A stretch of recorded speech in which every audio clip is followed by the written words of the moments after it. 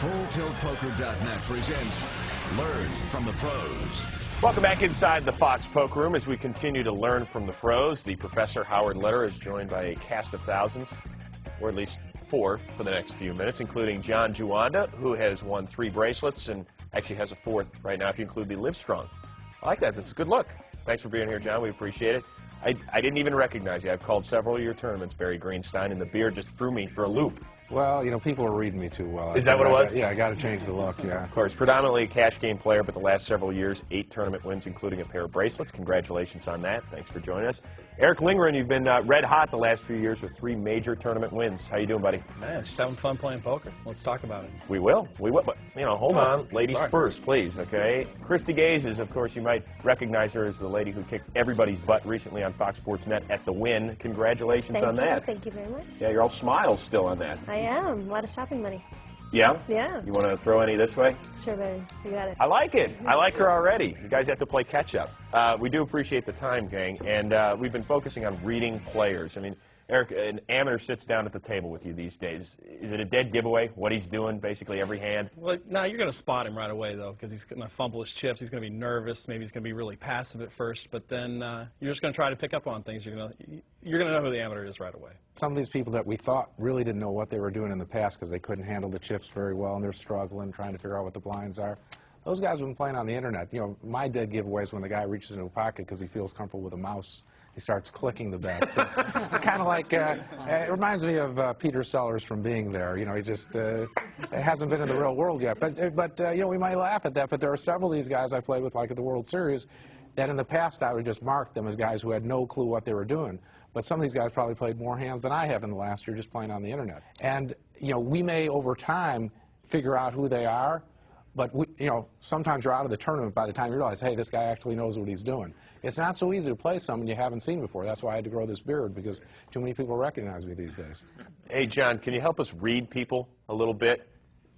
You know, contrary to public belief, I agree with what Barry just said. That's the first time.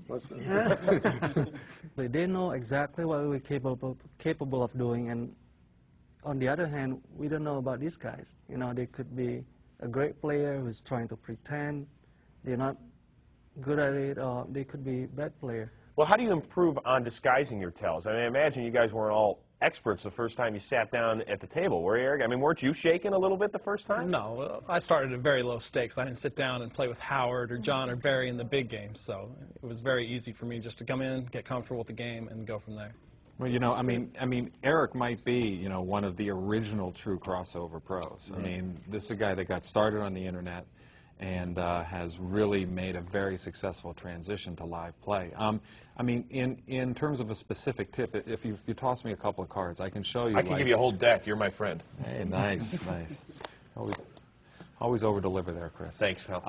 I see a lot of internet guys. When you're playing on the internet, you see your cards right away. Right. And very often, to kind of speed things up, or if you're playing more than one game at a time, you'll look at your hand and you'll see it's a bad hand, and you'll click the fold button.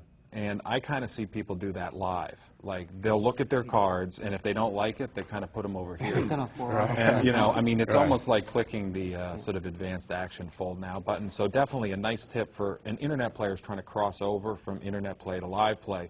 Don't look at your cards until it's your turn to act, and then you can't ever give those kinds of things away. Or at least adjust, because... Or certainly don't do that after you've looked at your cards. Of course, again, like any one of these things, any tell that we may bring up, there's a counter tell. And so you're going to have some guys who do exactly what Howard said, but they're they can only get away with that one. They're selling that. Maybe they can't only get it. Well, I've seen a few guys who get away with more. You have to be observant to not fall for these things and know who does this type of stuff, who does the reverse, who's giving up their hand but they really have a strong hand. And even like John and I were saying, the problem we have playing in these tournaments with people we've never seen before, we may... Yeah, Howard may be right. They can only get away with it once, but they may have all my chips after that one time. I'm walking out the door. I may never even see that guy again. And that's what happens. I imagine that, look, I'll admit, sometimes I get to the poker table, if I don't like my hand, I fold, and then I'm talking to my buddy, or I'm just looking around for something to drink, or whatever it is. You guys pay attention. The minute you fold, is that a huge mistake I'm making? Of course, you have to watch everything. I mean, people reading the papers, doing the crossword. I mean, you must pay attention. It gives you information. and you can make correct decisions based on the information you get. You must watch everything. I mean, it's specifically in no-limit hold'em tournaments. You have to. It was a really hard thing for me to do, to pay attention, because I'm used to playing live and just looking around and stud and just, you know, and now you got to just focus. Earphones help a lot for a new player, I think, for me, or sunglasses if you're kind of nervous or scared, so you don't have to. But you might miss something having earphones on too. Yeah, that you should see. But you know, for all of us, we have to consciously say, hey, I should be watching. And what you're supposed to be doing when you're out of a hand is you're supposed to be putting the other players on hands.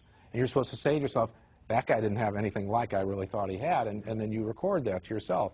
I mean, sometimes the thing that wins you a hand or wins you a tournament is something you observed on a hand you weren't in. You know, I mean, there's so much valuable information out there, and you just have to use it to your advantage. Eric, quickly, give me 1 or 2 tips to help me read the amateur player. All right, the first thing you need to do is you need to look at him. Like if I looked at you, you look like you have a little gamble to you. If you came and sat on my table, a little swagger? I wouldn't call it swagger, I'd call it sucker. But oh. I mean, you could go with anything you want, but a guy that comes in with a jack, it looks like he has a little money to throw around. Maybe you're going to splash around a little bit. So now I know that you might gamble more than, say, look at Barry. Barry does not look like a gambler at all. Came from the woods, you know. Yeah, he looks like my rabbi, actually. He looks exactly as smart as he is.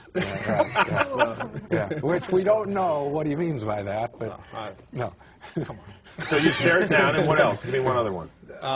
Well, just looking at the people, you need to realize right away, the minute that person sits down, you need to judge them by everything they look like. That's the most important thing right away. You have to prejudge people in poker and go from there. That sounds very politically correct. We appreciate it. I had to stop. No, it is funny. It is funny that he said that, because I remember one time I had a dead tell on a guy that I played with for years that whenever he had a bad hand, he'd put his chips like this. He'd stack them slowly, like he was really afraid to give them up.